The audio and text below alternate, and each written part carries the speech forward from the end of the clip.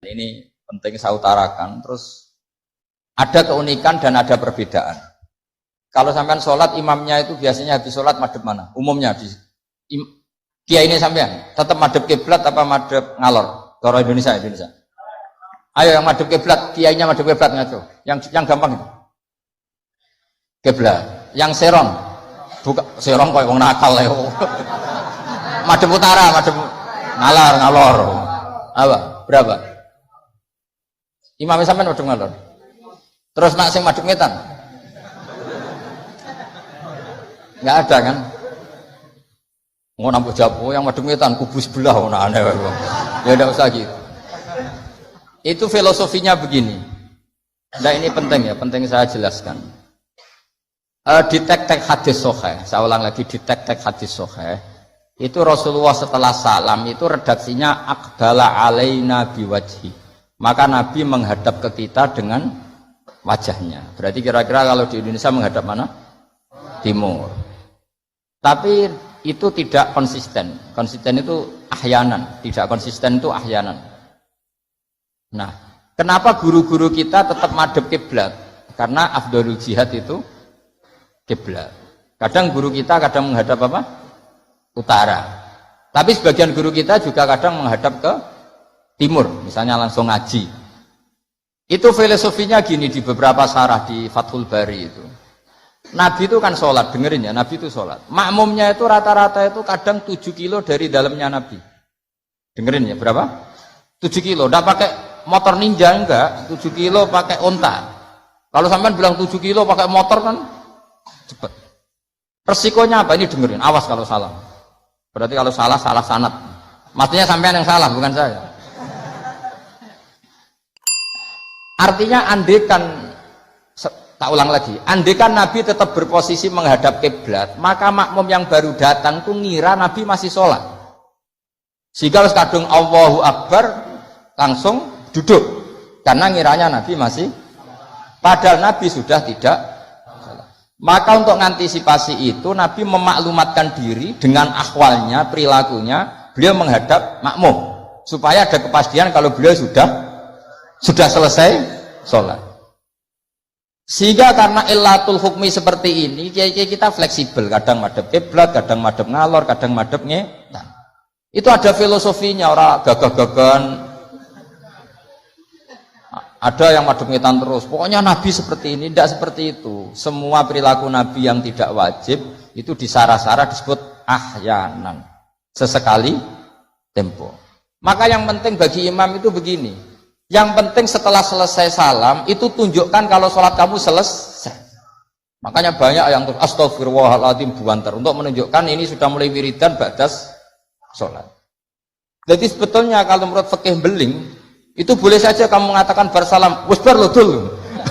Tapi itu kan beling sekali masuk bar sholat. Tapi itu bagus untuk kelas kamu maksudnya supaya ada kepastian bahwa sholatnya sudah selesai.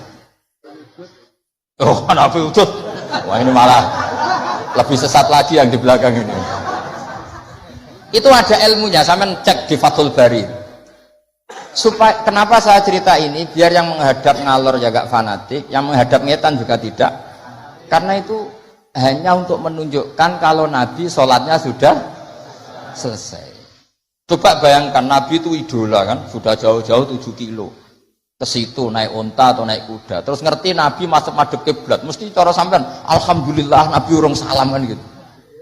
Barang wis melok lungguh jebule Nabi subhanallah alhamdulillah. Lah terus makmume beling, wah rugi aku. Repot, mosok makmum Nabi kok muni rugi. Mari Nabi ra kondo nak wis bar. Perkara ndak kira-kira seperti itu. Nah, daripada perkara Nabi secara akhwal menunjukkan kalau sholatnya selesai, Nabi menghadap makmum sebagai maklumat kalau sholatnya sudah selesai. Clear ya? Sehingga kamu tidak perlu berdebat sunat mana Gus, madhep ngalor sama madhep ngetan. Kok malah takok sunat? Ngaji sik lagi takok. Senengane gugat. Yo ngaji sik, alim sik lagi takok. Lah nek salim rasa takok ya alhamdulillah. Ini ndak usah alim takok gugat. Mana sunnahnya kalau Nabi madhep ngalor? Saya tak takokno, mana sunnahnya cangkem elek? Kan yo ora ono.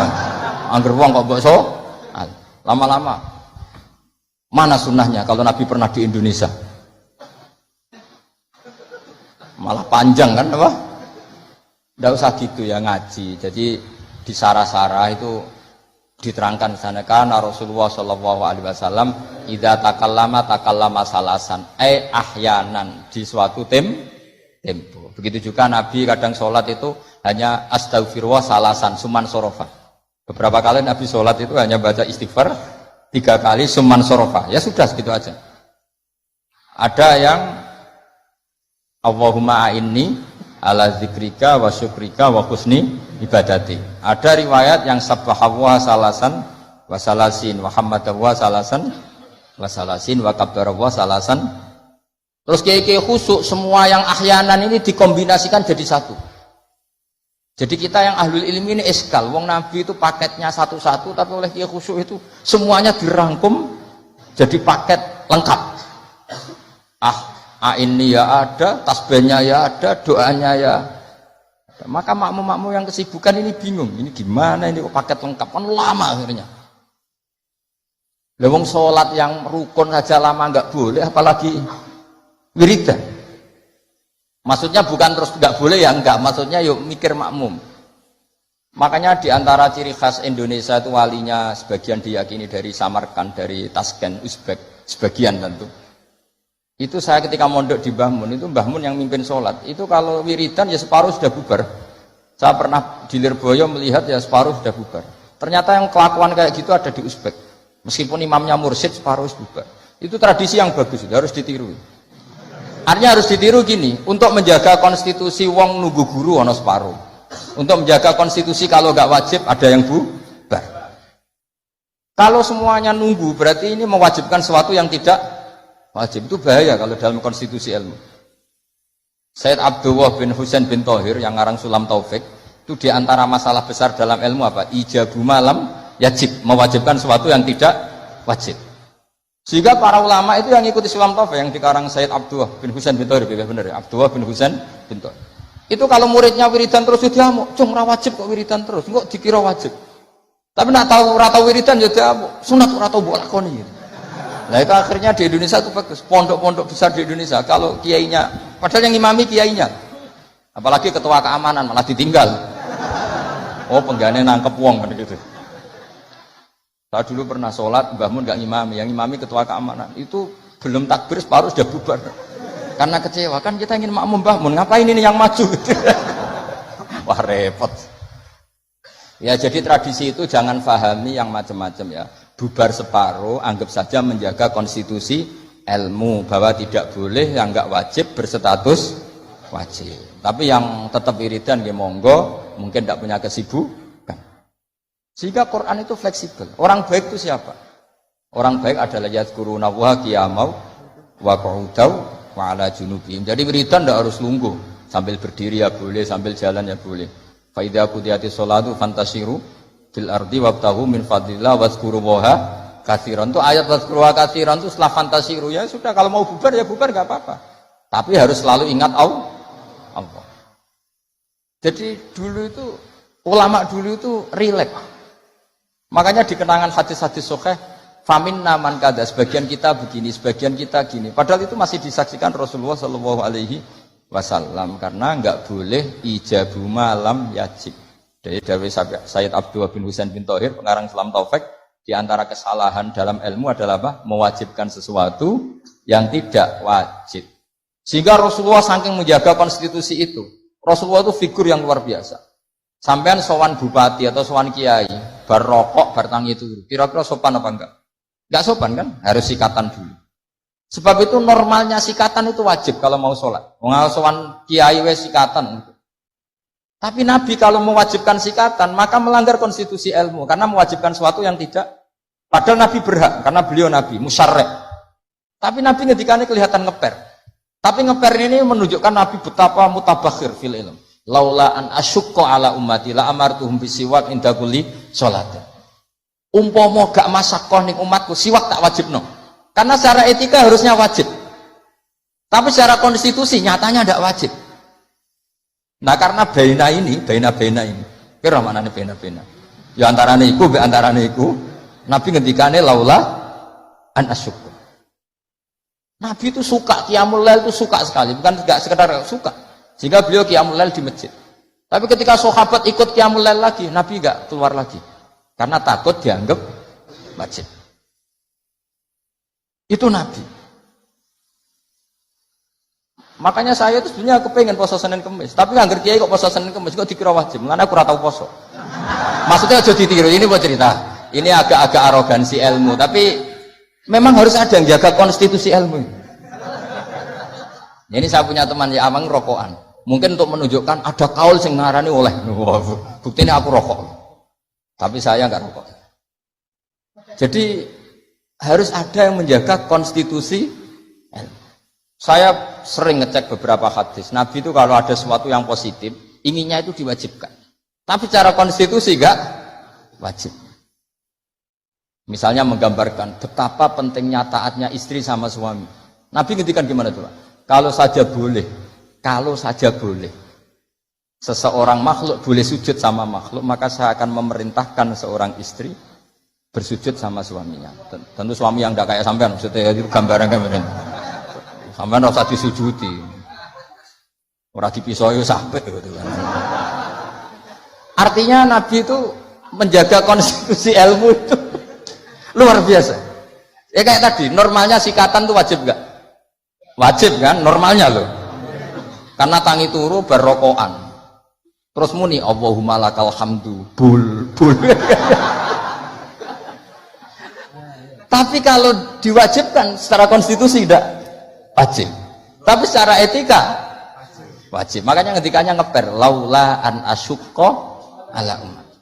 Sekarang tak beri contoh lagi. Ndak ini ngaji. Saya tadi sudah pamit sama Habib Bidin. Saya kalau Rejab itu memang nggak ngaji sudah. Jadi saya berai bukan ada masih di Damaran. Nanti saya tinggal satu pertemuan. Rejab ruah puasa itu saya tidak ngaji seperti ini. Jadi jeda. Anggap aja sinau menel, kulaan. Karena memang kalau mau Rejab itu banyak yang khataman di rumah. Jadi saya fokus ngurusi santri yang mau apa? Khataman. Tapi memang itu adat saya seperti tadi. Saya sudah matur Habib Bidin, matur Habib Amang, Habib Ali sudah. Memang artinya nggak ada apa-apa. Bukan karena bosan sampean bosan. Ya rontok lah mungkin. Tapi bukan karena itu. Saya beri contoh. Sekarang doa paling mustajab itu jam berapa? Kalau jam Indonesia kira-kira. Jam 3 kan? Atau setengah 4 lah. Kenapa harus ada sholat isya yang di Kudus jam berapa misalnya sholat isya? Biasanya setengah 8, anggap aja setengah 8 lah aman kalau jam. Maka Nabi ini ngeper, tapi ngepernya pinter, ngeper dari ilmu, bukan ngeper dari ragu. Ngeper itu ada dua, ada ngeper karena nggak ngerti, ada ngeper saking pinternya. Kayak saya ini kalau ngaji sampean itu kan ngeper. Di satu sisi sunat karena diminta Habib Bidin, di sisi lain setengah dosa meninggal pondok. Itu mesti ngeper, kalau orang alim ngeper. Kayak sampean ngaji ini, saya tidak tahu malaikat ditulis ngaji cari ilmu, apa nggak dari masalah di rumah, tidak tahu saya. Itu orang alim pasti ngeper. Beda tipis ya. Itu mesti, itu bukan mungkin, mesti. Coba status anda ini nyari ilmu, apa nggak dari masalah? Sebagian ya nyata nyari ilmu yang nggak punya masalah, sebagian ya memang. Maka penjaga kuburan di wali-wali tak tanya. Wong sing tukang ziarah piye? Ngene Gus, nak ziarah sak jam, biasanya wong bener. Nek es 3 dino alamat ket. Itu bukan karena hebat, mesti utangnya akeh. Apa meneh nak sak wulan, wah. Rondok ya, mesti rondok buran baton. Maka Mbah Mun pernah cerita ke saya. Jadi kiai iku ya sinau, kadang ya keliru. Tak pikir keliru apa? Ternyata gini. Dhisik aku latihan kiai iku nek ana bocah prainan ning pondok tak puji. Wong prainan kok gak mulai, berarti cah sregep. Pernah Mbah Mun sebagai orang soleh itu husnudzon. Suatu saat ditakoki, "Cung kok ora mulai wong prainan? Timbang ning omah kan ngarit, Mbah." Kagetnya Mbah Mun. Lah cung tiwasa husnudzoni. Ya kan daripada ning omah prainan ngarit kan ada ning pondok. Coba kalau sampean ini di rumah. Wah ambek bojomu, kono anak murusi. Lawang tutup, pedosem lebokno. Daripada gitu ngaji gitu. Tapi ya ada yang, tapi tidak semua. Saya yakin tidak semua, cuma banyak. Enggak, ini bukan suudon, ini ilmu. Ilmu itu tidak suudon. Ilmu itu analisis, apa? Analisis. Loh itu betul loh. Saya meskipun guyon itu punya sanad. Nabi itu setiap kali ada perempuan hijrah ke Madinah, pertanyaan pertama gimana? Kamu ikut saya karena iman billah wa rasuli, apa kamu ada masalah dengan suami? Jadi kalau sekarang kamu ngaji, ini ada masalah sama istri apa nyari ilmu? Ayo jawab. Kalau nyari ilmu, buktinya dapat apa enggak? Kan nyari tidak perlu ketemu, Gus ya sudah dibantah. Saya teruskan ya. Betapa Rasulullah itu luar biasa, menjaga konstitusi ilmu, tapi yang menjaga etika. Sudah, kalau doa mustajab 3:30 atau jam 3. Kenapa sholat isya 7:30? Yang di waktu yang tidak begitu itu Nabi pernah sholat isya itu 3:30 kalau jam Indonesia kira-kira. Sampai Umar masyhur itu. Nama Sibyan, orang-orang sudah tidur. Oh, Umar sampai bengok-bengok supaya Nabi itu bangun. Tapi bangunin Nabi gak berani. Pokoknya bikin agak gaduh supaya Nabi memperhatikan. Dulu gak ada sholawatan pakai terbang. Kalau ada mungkin terus sholawatan. Akhirnya Nabi rawuh, senyum-senyum Nabi. Saya tahu kalian protes karena sholat saya tidak lazim, biasanya 7:30 kok ini 3:30 kira-kira gitu. Tapi laula an asyqa ala ummati, andai kan saya tidak beratkan umatku, yang benar sholat isya ya jam seperti ini, karena ini saatul ijabah. Jadi Nabi itu antara mengakui kalau itu saatul ijabah karena yanzilu rabbuna iku idza yabqa sulusul lailil akhir. Tapi dengan kenyataan kalau itu diteruskan masyaqqah bagi umatnya. Tapi kalau Nabi tidak pernah melakukan, dikira waktu afdol sholat isya tetap 7:30. Padahal ada yang afdol yaitu 3:30. Entah jam 3 atau 3:30. Maka Nabi ngendikannya 2 kali. Kalau saja tidak memberatkan umatku, maka mereka akan saya ajak sholat isya ya jam seperti ini. Karena jatuh pada saatil ijabah. Tapi kan berat. Berat gak kalau sampai ajak isya 3:30? Berat apa berat sekali? Berat sekali. Jadi ilmu itu harus dijaga konstitusinya. Ya, ilmu itu konstitusinya harus apa? Dijaga. Kayak tadi wa aqalluhu Allahumma sholli ala Muhammad.